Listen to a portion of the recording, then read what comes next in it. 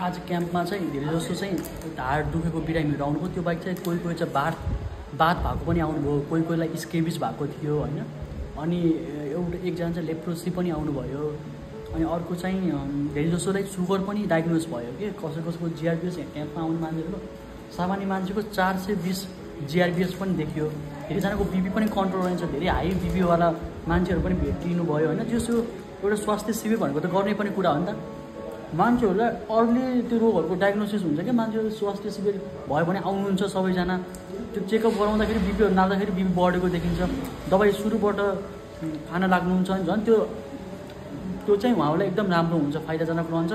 आजको क्याम्पमा एकदम धेरै मान्छेहरू आउनुभयो। मैले धेरै पेसेन्टहरू हेरेँ, लगभग 60जना त मैले हेरेँ होला होइन। अनि त्यो बाहेक चाहिँ धेरै जस्तो अब त्यही रोगहरू डायग्नोज गर्न सकेँ।